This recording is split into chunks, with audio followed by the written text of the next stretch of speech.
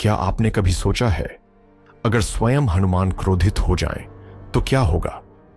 एक समय ऐसा आया था जब उनके क्रोध से पूरा स्वर्ग लोक कांप उठा था और देवताओं को भी डर लगने लगा था। त्रेता युग समाप्त हो चुका था। लंका विजय के बाद रामा अयोध्या लौट चुके थे। चारों ओर खुशियां थीं। लोग दीप जलाकर उत्सव मना रहे थे, लेकिन उसी समय पृथ्वी के एक कोने में अंधकार बढ़ रहा था।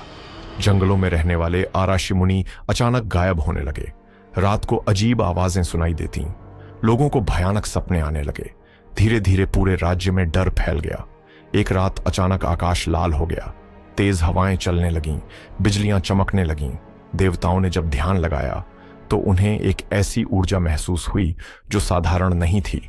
इंद्रदेव घबरा गए। वरुण देव चिंतित हो उठे। तब नारद मुनि बोले, धरती पर कोई बहुत बड़ी नकारात्मक शक्ति जाग चुकी है। लेकिन सबसे बड़ा आश्चर्य तब हुआ जब उस शक्ति के सामने एक और दिव्य शक्ति प्रकट हुई। वो थे महाबली हनुमान। लेकिन इस बार उनके चेहरे पर शांति नहीं, भयंकर क्रोध था।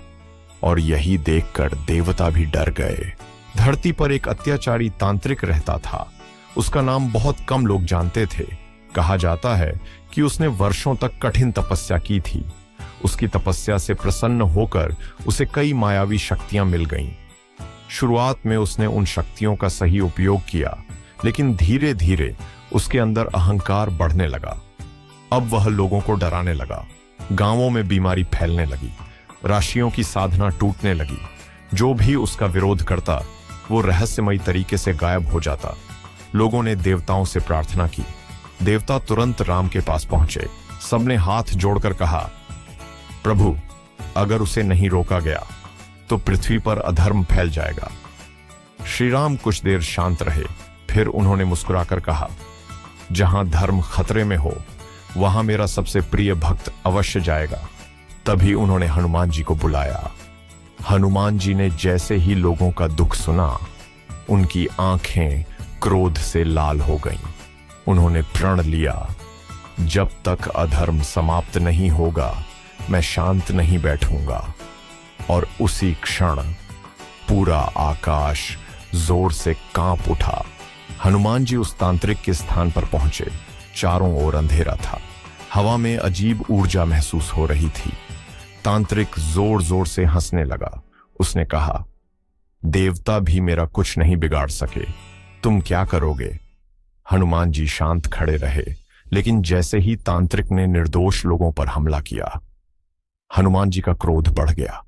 अचानक उनके शरीर से तेज प्रकाश निकलने लगा। धरती कांपने लगी। आकाश में गर्जना होने लगी। और फिर हनुमान जी ने अपना दिव्य पंचमुखी रूप धारण किया। एक साथ 5 मुख प्रकट हुए।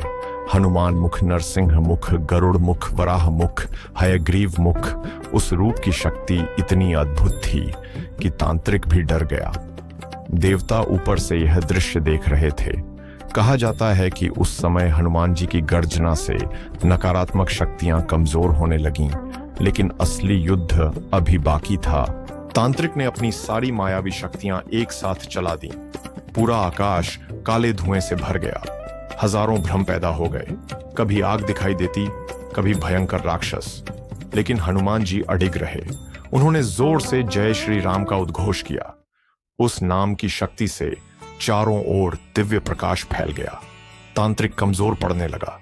फिर हनुमान जी ने अपनी गदा उठाई और पूरी शक्ति से प्रहार किया। एक तेज प्रकाश हुआ। धरती शांत हो गई। सारी नकारात्मक शक्तियां समाप्त हो चुकी थीं।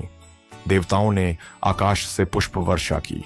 आर्षि मुनियों ने हनुमान जी की स्तुति की।